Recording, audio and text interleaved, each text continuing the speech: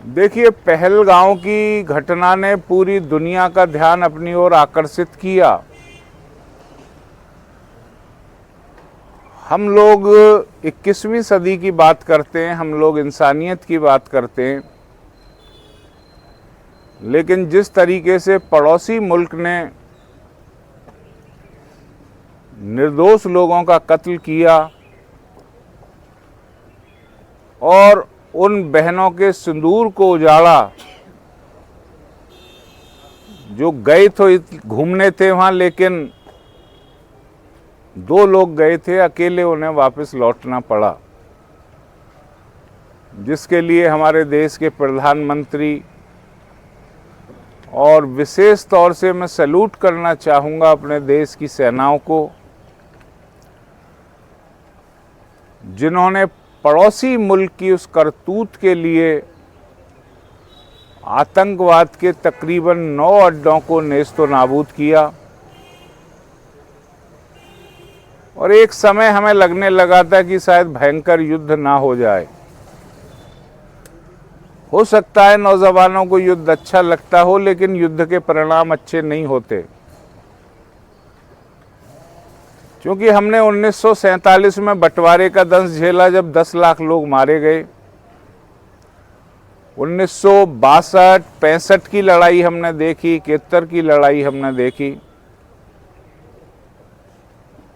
तो उसमें अंततः मानवता ही शर्मसार होती है, आम आदमी बहुत परेशान हो जाता है। तो अच्छा निर्णय रहा कि आपसी बातचीत के माध्यम से इस सीज फायर की घोषणा कल की गई, लेकिन सरकार के जज्बे ने यह सिद्ध कर दिया अंतर्राष्ट्रीय मंच पर कि अब आने वाले समय में आतंकवादियों को बख्शा नहीं जाएगा। अगर इस बार कोई ऐसी हरकत आतंकवादियों द्वारा की गई तो अभी तो 9 ही अड्डे समाप्त किए गए, पूरे उनकी जितनी भी जड़ें हैं उन सबको खोदकर डाल दिया जाएगा। उसके लिए हम सभी को सेना का धन्यवाद करना चाहिए, जिन्होंने हमारे मुल्क की रक्षा के लिए, हमारी आन बान शान के लिए और उन बहनों के सिंदूर, उजड़े हुए सिंदूर का बदला लेने के लिए एक सुनियोजित तरीके से आतंकवादियों के अड्डों को समाप्त किया। हम सभी को चाहिए कि हमें सेना का मनोबल बढ़ाना चाहिए और हमें सोशल मीडिया पर ऐसी बचकानी बयानबाजी से बचना चाहिए जो पिछले दिनों हमने देखी।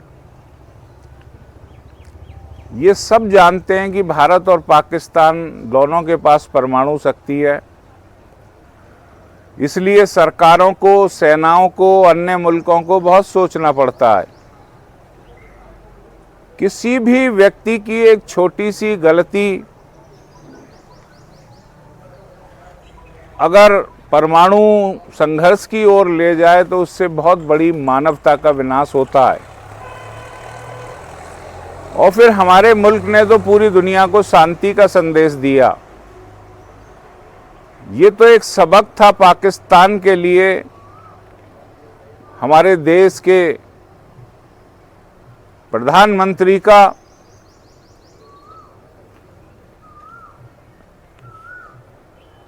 कि अगर हिंदुस्तान को छेड़ने का प्रयास किया जाएगा तो हम छोड़ने का प्रयास अब नहीं करेंगे। ये जरूरी था।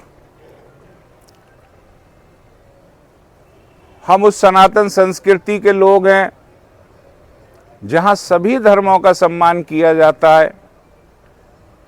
हमने कभी किसी देश पर कोई ऐसा बलात् आक्रमण नहीं किया। उसी भावना को आगे बढ़ाते हुए हमारे देश के प्रधानमंत्री ने इंसानियत का कत्ल ना हो, मानवता शर्मसार ना हो, एक बहुत अच्छा निर्णय लिया है। और इसके लिए हम भी आज एक तिरंगा यात्रा में शामिल थे, अपने देश के उन जाबाज सेना के लोगों के लिए एक संदेश हम समाज से ये देना चाह रहे थे कि पूरा देश हमारे सीमाओं के प्रहरी के साथ है।